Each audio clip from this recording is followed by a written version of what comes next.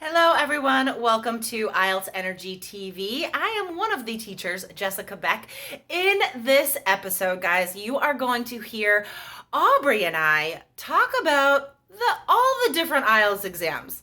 What is IELTS UKVI? What is IELTS Life Skills? General, academic, paper, computer. There are some decisions you have to make, guys, if you are going to take the IELTS exam. So listen up today and find out all of the details about these different choices regarding your future IELTS test. Okay, guys, remember you can get free resources for all of your IELTS preparation. Find out what your estimated band score is. Know how much progress you have to make between now and your exam. Get your score and resources. Go to allearsenglish.com/IELTS quiz. All right, enjoy the show. Hello, everyone. Podcast listeners, we are waving at you right now. If you are watching this on YouTube, then you can see us. Hello. Hello. Hey, Jessica. Aubrey, how's it going? I am great. I'm excited for this topic because this is something that not a lot of people know much about and it can be very confusing. So I think this is going to be great for our listeners. Yes, exactly. Guys, so we want to remind you that this is one of those historic episodes when we record it on Zoom and it is on YouTube. So guys, remember, follow IELTS Energy on YouTube. And don't forget, you can get really quick, amazing, motivating English lessons every single day if you follow us on social media. We are on Instagram, we are on Twitter, and we put special videos as well on LinkedIn, guys. So follow us on social media as well. Okay. So we are digging in to the alternative IELTS tests today, and we're going to explain what these are. Because if you just look up IELTS, there are a few different options, right, Aubrey?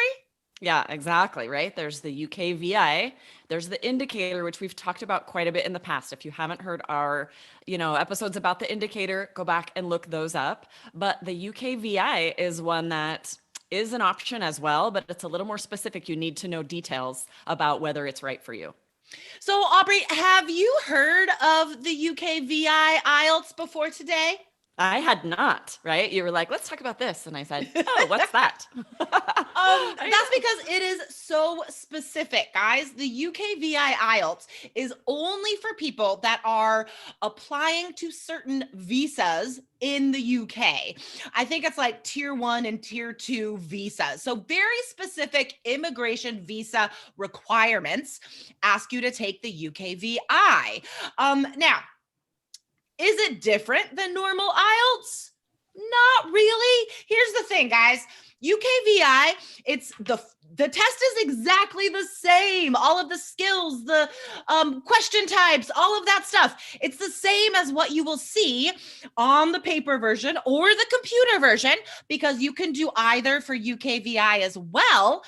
The only difference, there are two differences, okay? Difference number one is that it is more secure. Meaning when you take the speaking exam, there's like a camera. So like normally when you take speaking, it's recorded, right? You have an MP3 or whatever of it. But with UKVI, there's this like extra level of security. So there is a camera. So that's difference number one. Difference number two, it's more expensive. That's it. Well, it's interesting because if you have the option of taking either one, clearly you want to take the regular IELTS exam because it's cheaper. Exactly. Yeah. So this is a mistake you would not want to make, to take the UKVI when it's not mandatory for you. So it's important that you really look into it, find out which exam is required by the university you're going to attend. If you are going for a visa in the UK, look into, and if they're both allowed, there's no reason to pay more. Exactly. So the UKVI has only been around, it's probably been around since the early 2000s at this point. So it has been around for a while. But like Aubrey said, guys, you have to put in a little bit of footwork to know which exam you have to take. Because we get like email questions like that, right? Students will email us and be like, which exam should I take? The general or the academic, the computer or the paper? I'm like, I can't tell you that. You have to know. So can we remind our students, what is the difference between general and academic IELTS? Yeah, good question. So general is more for, when you're going to the university or for certain jobs, and all you need is the general exam. The main difference is you're writing a letter. General's not for test university. one. It's been so long since I've had to answer that question. I'm like, I can't really remember. What is the difference, Jessica? General's for immigration. Right? People take general right. if they're gonna like immigrate to Canada with their families, right? If they're seeking that magic 8777 for Canadian PR, permanent residency, or Australian or New Zealand PR, right? These are all of our general training students. And the main differences, right, between general and academic, general is easier. Task 1 is a letter. You're not describing a graph with numbers, and the reading passages are a bit easier. The task 2 question is a little bit easier. Otherwise, it's the same. So as far as preparation, you're going to prepare in exactly the same way for all of these exams. Guys, UKVI, general, academic, you're going to prepare in the same way. I think the main difference in preparation would be between computer and paper, right? Like, Definitely. How do we prepare differently for those two exams? Right. And this is why we created a computer-based course, because students who are taking a course preparing for the paper-based exam and then go in and take the computer-based exam are lacking a little bit. They don't know exactly what to expect as far as functions when they take the computer-based exam. They haven't had a chance to practice test exercises on the computer, and that just really wasn't available online anywhere. Yeah. And so we created a computer-based course. It still isn't. Ours is still the only one, right? And we saw that need. Students were asking for it all the time. And so we made that course. Yeah, exactly, guys. So at 3 Keys, we are the most up-to-date courses, right? Because we're a small team and we're very flexible and dynamic, right? So if IELTS changes something, we can go in immediately and reflect that change in our course for your preparation. So everything is as up to date as possible. So now there is another weird IELTS test out there called life skills. I'm going to just ask you to guess, Aubrey. Right, this is the other one that when I looked up UKVI, I was like, Jessica, I know. I was like, okay, I see one called IELTS Life Skills. Like, what is that? Why would anyone even take that? I'm sure universities wouldn't accept it because they're concerned that you have a lot more than life skills, but I don't even know. That's what I'm guessing, is that it's testing you based on your life skills. I know, can you right? Cook dinner for your family? This is probably not right. Do you know how to mop a floor? How do you get a stain out of a shirt? In English, no, those just are my kidding. life skills. Those are real life skills, guys. So no, like it's still an English test, but it's real easy. I actually know someone who does examining, who works full-time for British Council. And so he is the examiner for all of these exams that we're talking about today, guys. And so he says the life skills it's really easy. It's for immigration, but usually it's the partner who is taking this, not the primary person who is applying for the visa, right? So that's usually who is taking it. So it's not very common, guys. Listeners to this show, you guys probably will not take this ever because you're probably the primary applicant. And it's usually only for the UK, right? That's usually the only people that require you to take the life skills.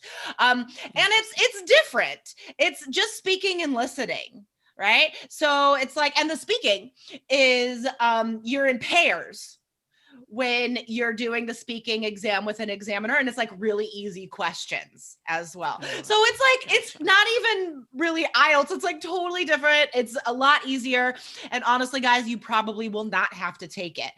So it's testing more like, can you function if you move to an English speaking country? Can you buy groceries? Can you go to a restaurant and order food? Totally. You know, the English speaking skills that our IELTS students already have nailed, but then they have to do so much more to pass the IELTS exam. Totally. Yeah. So yeah, guys, you won't have to take the life skills, and you only have to take UKVI if your visa in the UK has that specific requirement. Okay. That for some reason, for this specific visa, tier 1 or tier 2, you have to have this more secure version of the test. Otherwise, guys, academic or general, paper or computer. These are the only choices that you have to make, okay? If you're going to university, you're going to take the academic. If you're immigrating with your family, you're going to take the general exam. So let's leave our students with a couple tips for preparation, right? So let's say it doesn't matter if you're taking UKVI, general, academic, paper, computer, your preparation has to be solid and balanced. So Aubrey, what do you think is like the most important thing for our students to remember when preparing for any of these exams? I think the most important thing is that you need a plan. You need a study plan to follow. I have so many students that will email me, and I can see right away the problem is they're not following a study plan. So for our 3 key students, we provide one very clear, what you need to do every day. So you know how much time to spend, what exactly you need to do, because you can waste so much time and end up not prepared at all if you're not following a very specific plan. Totally. I agree 100%. And also, if you don't have a plan, like Aubrey said, you waste a lot of time, but it also creates so much anxiety. And it really is impossible to stay motivated. If you're like by yourself, you are confused, you are not getting the scores you need because you don't have the practice strategies that you need or whatever, right? And then like you get mad at yourself because you're like, I spent 2 hours looking for information about matching headings to paragraphs, and I found 5 different advice columns about it. All conflicts. Yeah, exactly. It can be so discouraging. I still can't find it. Right. Exactly. So guys, I think that is the number one thing. A study plan, right? First of all, like know what you're doing, okay? Put in the footwork, figure out what your goals are, okay? Figure out which exam you need to take and only prepare for that one, okay? And remember, the question types, the strategies for those question types are the same for UKVI, general, academic, all this stuff, okay? And we have the courses you need for all of these exams, guys. Go to allearsenglish.com/KEYS and you will get into our course. All right, Aubrey. You know what, guys, if you see this on YouTube, you will see me really thinking of that link for a second, because there are so many links that we promote, and I had to be like, okay, which one is this? It is KEYS. That is the course. All right, awesome. This has been fun, Aubrey. Thanks. Yes, definitely. It's good to know. Learned something new today. Thanks for joining me, Jessica. Always. All right. Have a good day. Bye, See guys. you tomorrow. Bye. Yeah.